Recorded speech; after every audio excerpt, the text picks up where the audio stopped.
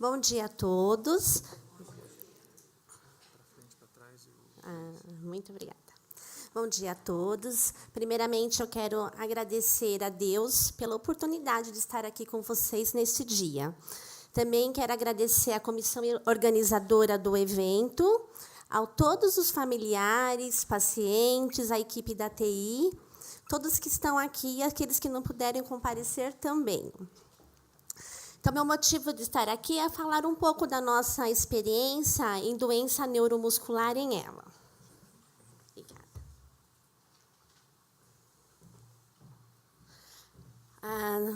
Como o senhor doutor Jorge comentou, eu fico no ambulatório da neuromuscular da Unifesp, onde o doutor Acari é o médico responsável. E, na equipe de fonoaudióloga, tem a doutora Adriana Leicoda, que ela é a coordenadora da equipe de fonoaudiologia, e Ana Vecina, Helena, Juliana, Luciana, Rosana e Rosinete. Então, nós realizamos um trabalho em equipe, porque uma pessoa não faz, né? Nós temos que trabalhar todas juntas, e nós aprendemos muito com vocês, pacientes e cuidadores. Então, falando um pouquinho sobre doença do neurônio motor, então, sobre doença neuromuscular em ELA, né, que é a doença do neurônio motor superior e inferior. E, na forma bulbar, o paciente pode evoluir com dificuldade de deglutição, fala, voz, respiração. Quando atinge neurônio motor superior, o paciente tem um sintoma de espasticidade, né? O que nós observamos na parte fonoaudiológica? O paciente, alguns, quando atinge neurônio motor superior, reflexo de mordida. E o que eu posso estar fazendo para estar ajudando esse paciente que é da patologia de base? Tá? Por exemplo, o reflexo de mordida, por exemplo, o que eu tenho que observar? Se esse paciente ele tem lesão na cavidade oral, se tem indicação, mas aí realizado por um profissional da odontologia, alguma placa de silicone para reduzir os acrílicos, mas tem que ter muito bem adaptada para não ter o risco de soltar na cavidade oral.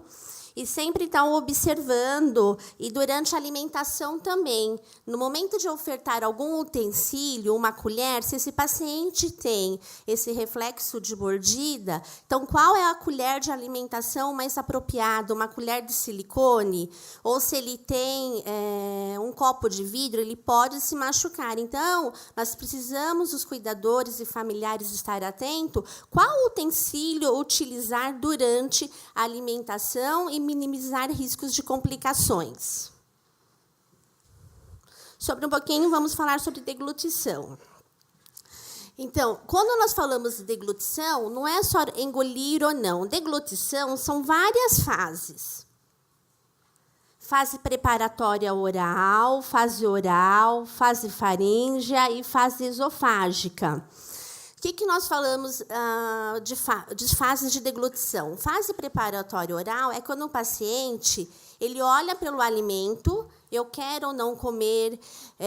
Quando o paciente tem uma alimentação adaptada, um alimento pastoso, eu consigo modificar esta apresentação do alimento de uma forma mais colorida. Por exemplo, um purê de batata, um purê de cenoura, uma carne. Eu consigo modificar a apresentação, isso na entrada, para também propiciar aos nossos pacientes vontade de se alimentar.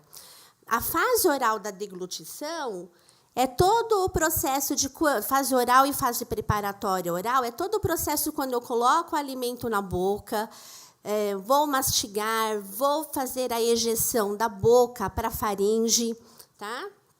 A boca para a faringe. E o que eu preciso observar?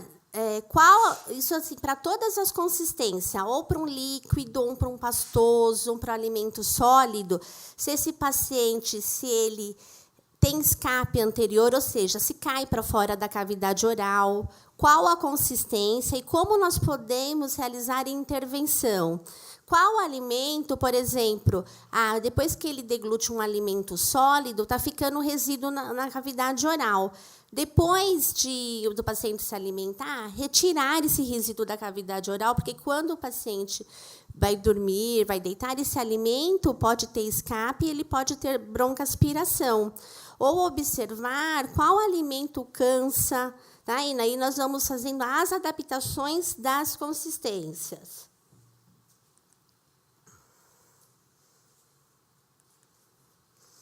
Então, na intervenção fonoaudiológica, então nós vamos avaliar a intervenção na musculatura orofacial, na mímica facial, voz, fala, deglutição, respiração. Quando vocês passam com fono, a gente fala assim, nós separamos muito. Então, assim, tem alteração na voz, a voz está mais rouca, soprosa, mais baixa.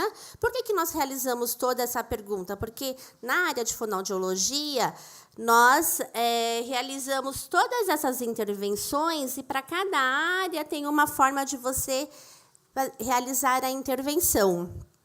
E aí, a reabilitação, a adaptação dos exercícios, né? Então, na mímica facial, na musculatura orofacial, na voz, fala.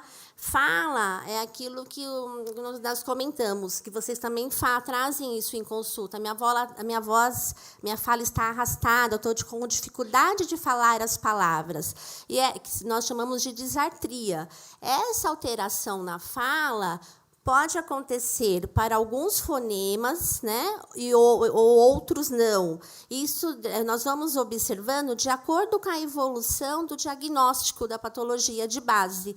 Muitas vezes é difícil falar p, b, e aí nós vamos associar, muitas vezes, com a deglutição, que acaba escorrendo os líquidos na cavidade oral, e outros fonemas que é importante, que nós usamos ponta de língua, a parte de trás da língua, a parte lateral da língua.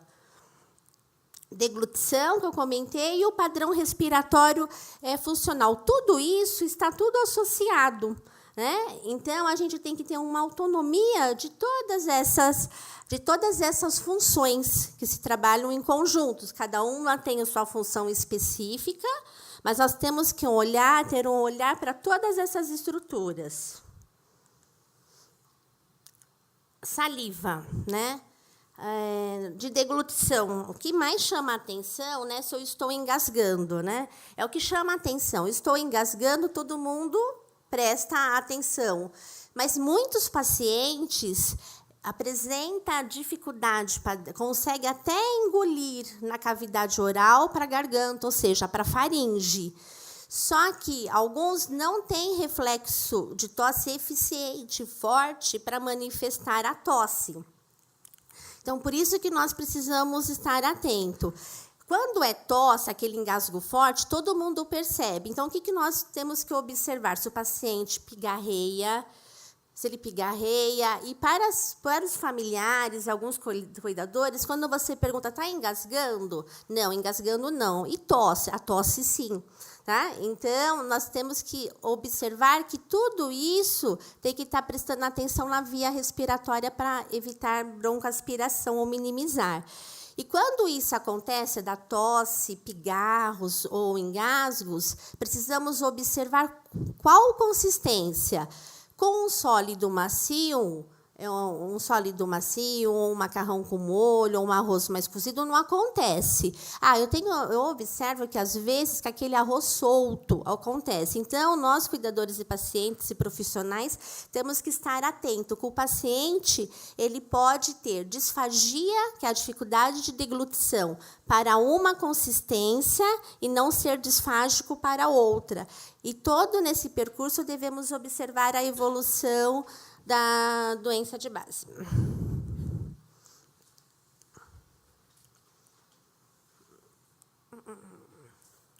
Que nem aqui, então, o alimento, né, tem que passar da cavidade oral para ir para a fase esofágica. Aqui são as pregas vocais.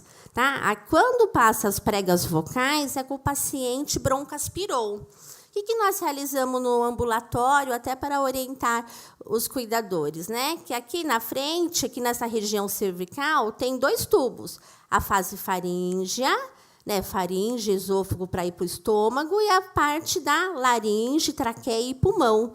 Então, o paciente tem que ter um bom controle aqui oral, para quando passar para a faringe, ou o certo é ir para o esôfago, e evitar, minimizar que entra na via respiratória para não dar complicações respiratórias. Por isso que é importante observar as consistências dos alimentos.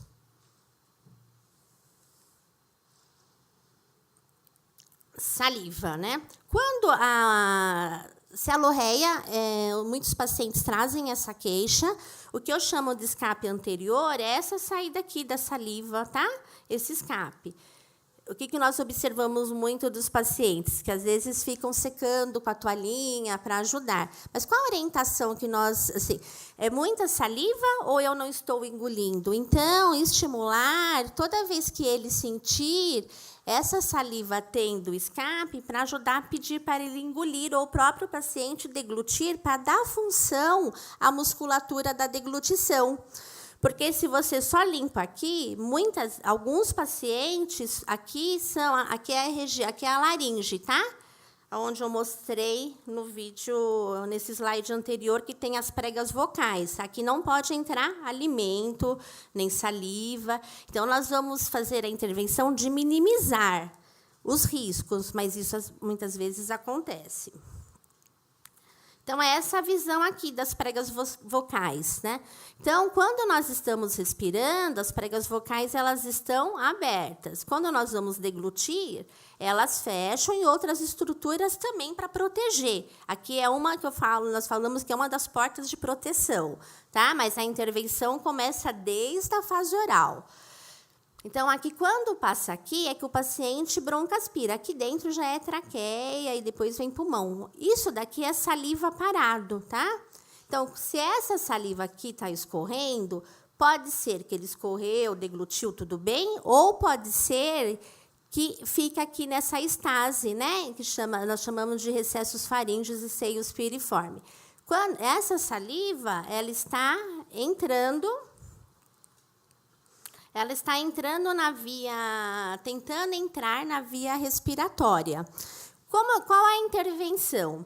Nós discutimos com a equipe médica.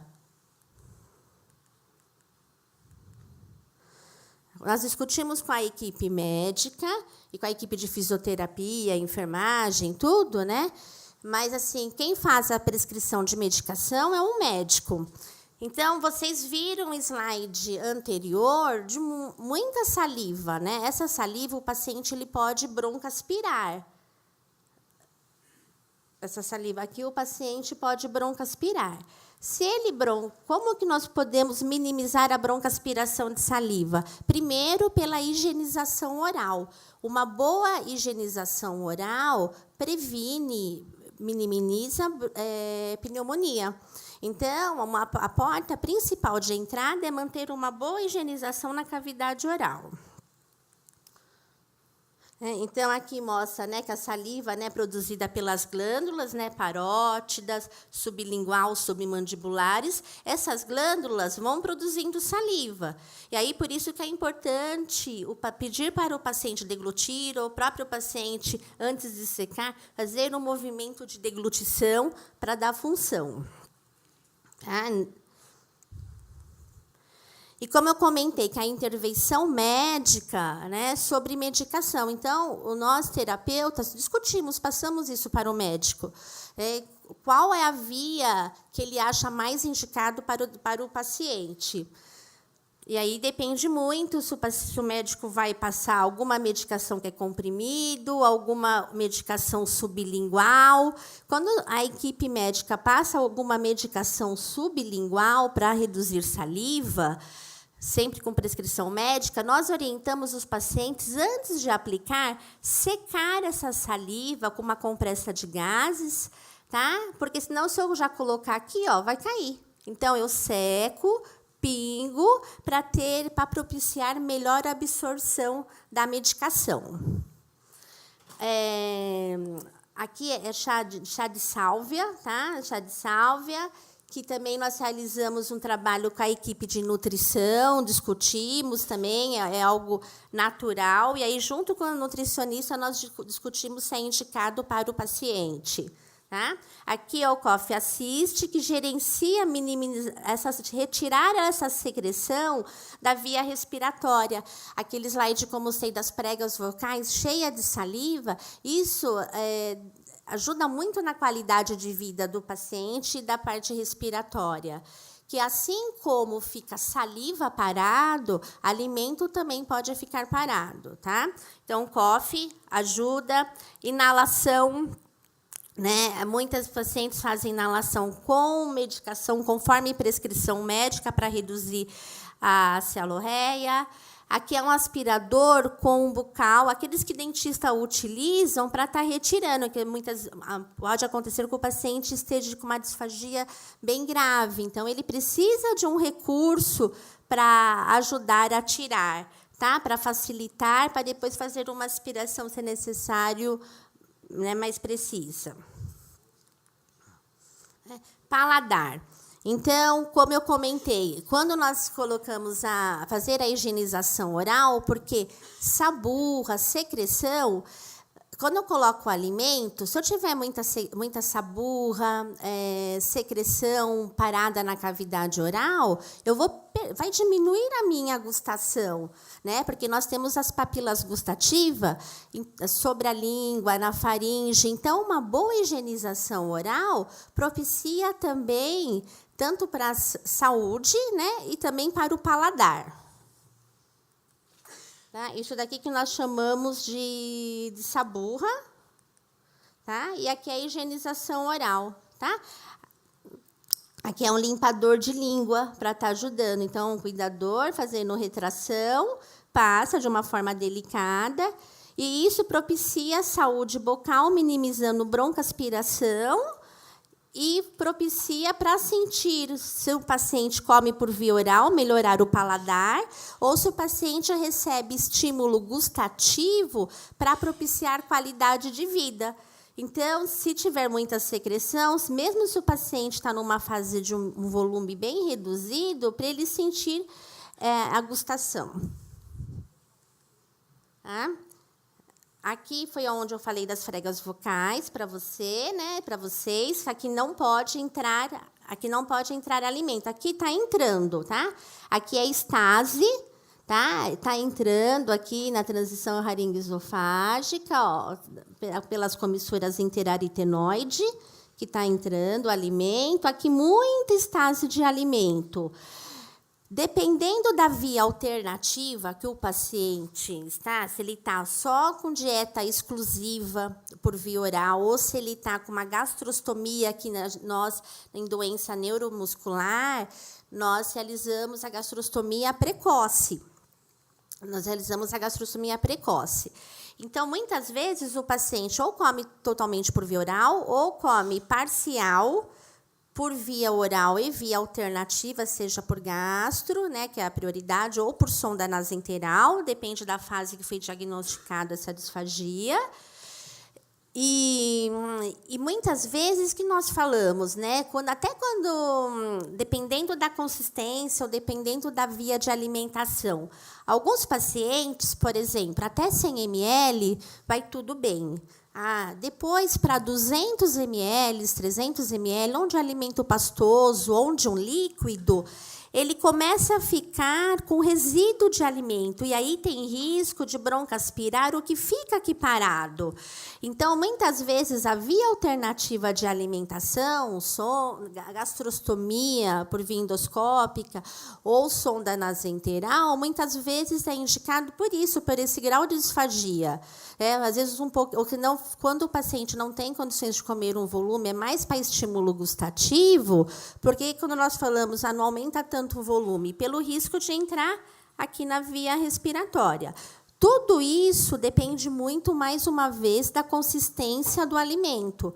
O paciente pode ser disfágico para uma consistência e não disfágico para outras consistências. Depende da evolução. Aqui é a saliva, que eu já mostrei. Aqui são as pregas vocais, tá? Então, aqui é uma imagem sem resíduo alimentar depois que deglutiu, diferente daquela outra imagem, tá? Aqui é a mesma coisa, aqui foi um exame de deglutição, aqui está mostrando, né, o paciente está broncoaspirando. Só que lógico, exames objetivos é indicado, ajuda muito, mas nós, terapeutas, cuidadores, profissionais da saúde, nós conseguimos já identificar pela parte clínica, pela condição, tá? Dá para observar escape, se ele demora ou não para deglutir, se está parando. E aí, o que acontece? Tanto nessa imagem como na outra imagem que eu mostrei, dessa estase, o que pode acontecer? O paciente, muitas vezes, ele tosse, tá? Algumas vezes, o paciente não tosse, tá? Isso daqui, quando nós perguntamos, né? Porque assim, a sensibilidade é preservada, né? Mas às vezes de tanto ficar alimento aqui, ou por ele não conseguir realizar uma tosse efetiva com força, muitas vezes esse alimento aqui parado não percebe, ou às vezes ele percebe, está parado aqui, aponta para a região cervical. Então, não é sempre que o paciente irá dar sinal. O que nós vamos... Quando o paciente não dá sinal de tosse, engasgo ou pigarreio, como nós podemos observar esses outros sintomas? Observando pelo padrão respiratório, se ele está cansando antes da alimentação, ou durante a alimentação, ou após a alimentação.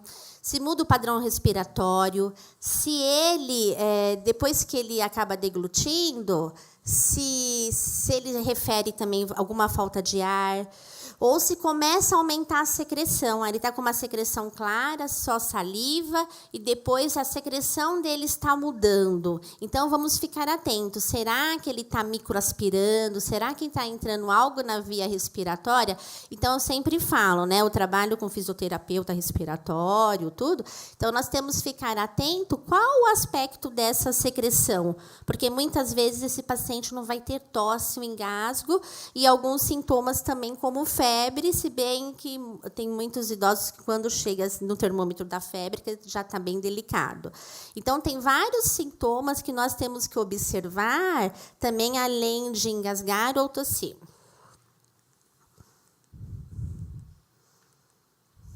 Como eu já falei, a adaptação da dieta, né? E isso é muito individual para cada paciente, tá? O que é muito difícil, que tem que tomar cuidado, folha, né? Lembra aquela imagem das pregas vocais que eu mostrei? Se o paciente tem uma disfagia e essa folha ela lisa, se aderir nas pregas vocais, se o paciente já não tem dificuldade de tossir eficiente, o risco disso daqui ficar na glote é muito grande. Ou se não, se o paciente... Aqui.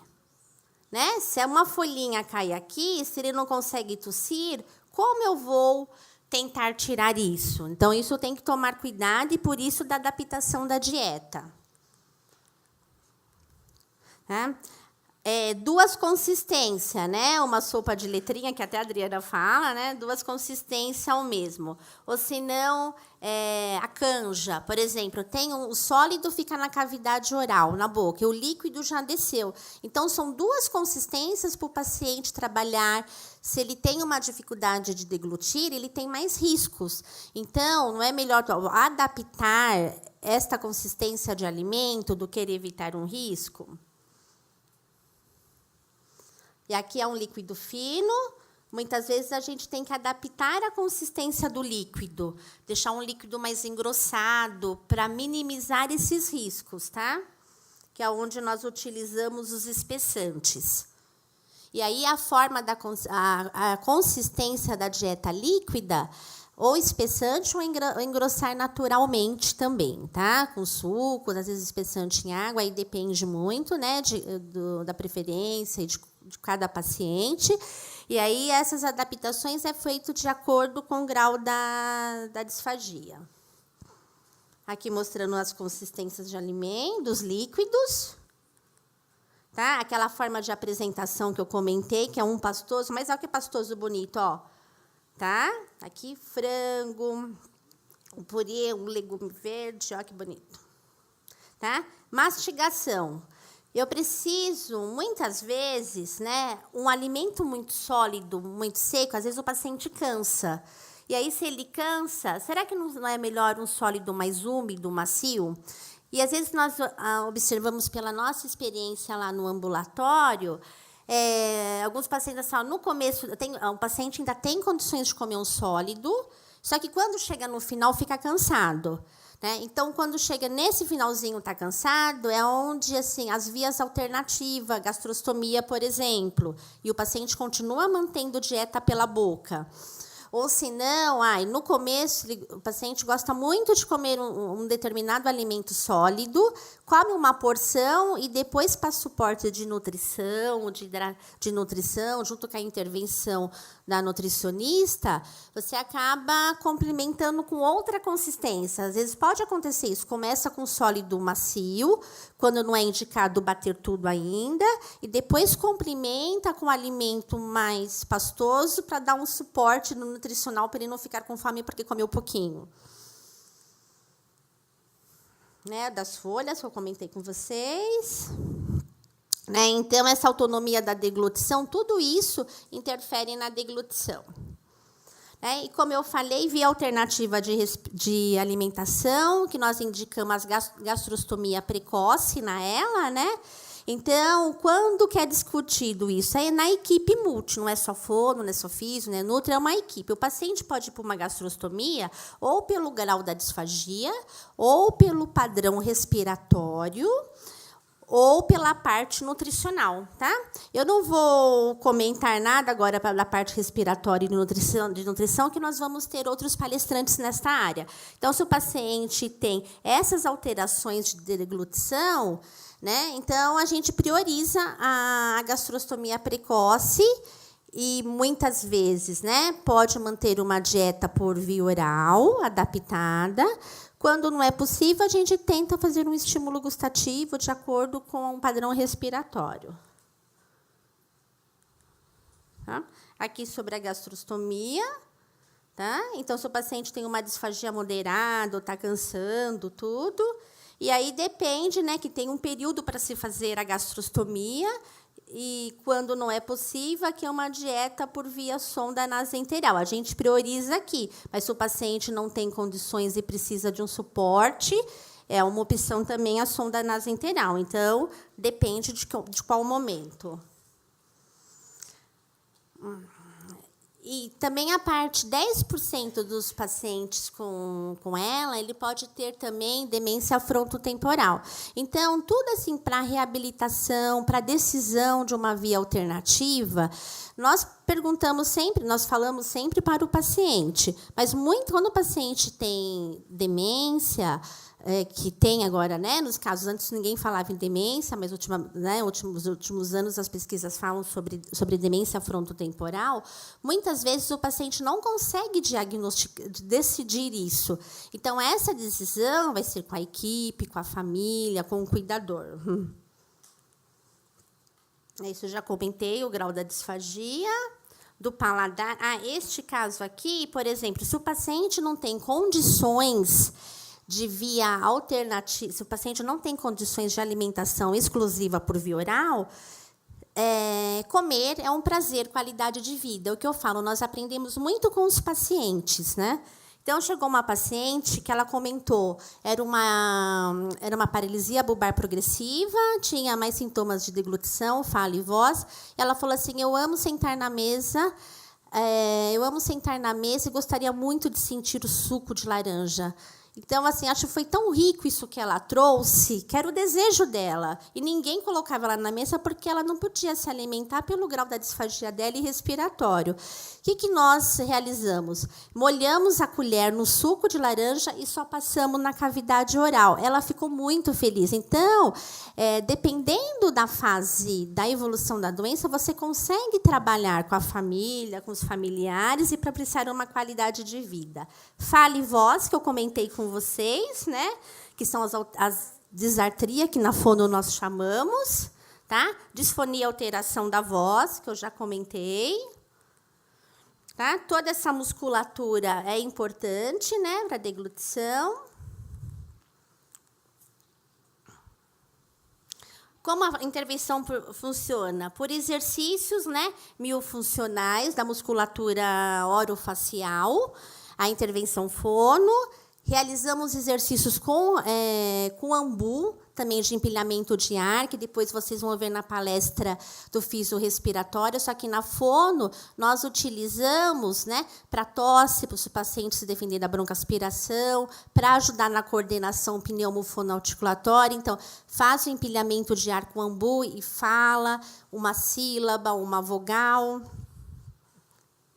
O tempo está esgotando, né? O ambu, né, técnica de empilhamento de ar, né, porque isso, né, o fisioterapia tem tudo em equipe, com a família também aprende a estar fazendo isso em casa, tá? Alguma coisa que eu vou comentar também, alguns pacientes que também comem por via oral, eles se cansam. O que nós observamos no setor, por exemplo, você pode usar a VNI antes da alimentação, por exemplo. Se o paciente está usando o BiPAP, para ele ficar menos cansado na hora da alimentação. Ou vai receber uma visita, vai ter uma festa em casa, que ele vai precisar se comunicar, usa a VNI antes para evitar fadiga muscular. Selcoff assiste. Aqui o paciente usando o BiPAP, segue essas orientações. E sempre tudo, evitar a fadiga muscular, tá?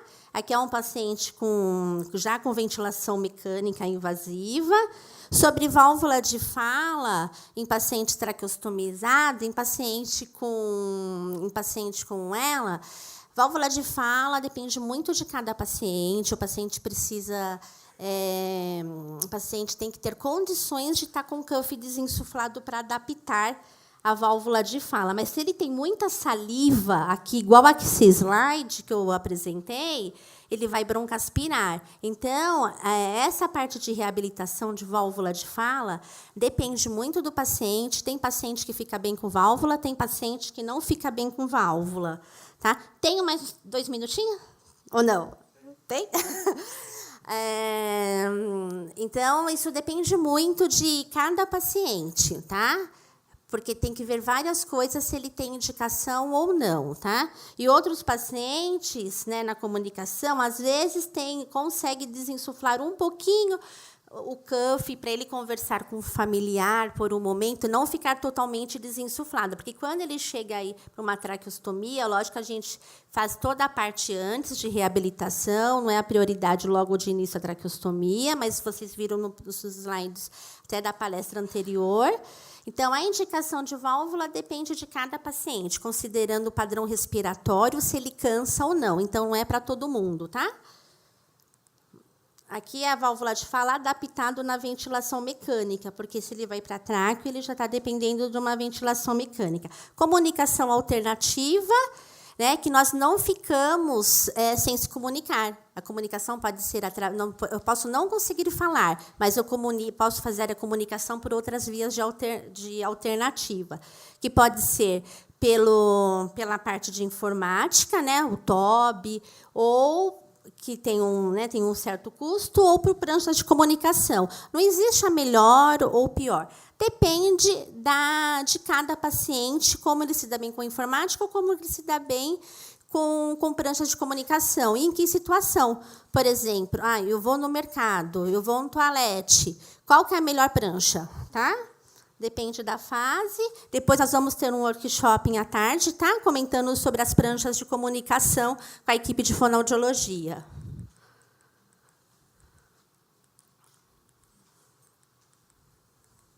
Tem a câmera mouse, que é gratuito, tá? Depois nós vamos conversar com vocês à tarde no workshop.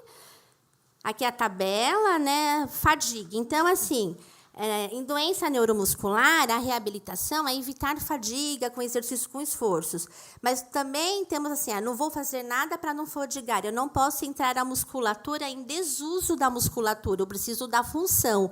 E tudo isso com equilíbrio. Quando eu falo em fadiga, tem a fadiga também cognitiva. Então, uma fadiga geral. Então, nós, terapeutas, ninguém realiza o trabalho sozinho, tudo com a equipe interdisciplinar, médico, enfermagem, fono, farmacêutico, TO, cuidador, assistente, em benefício do paciente.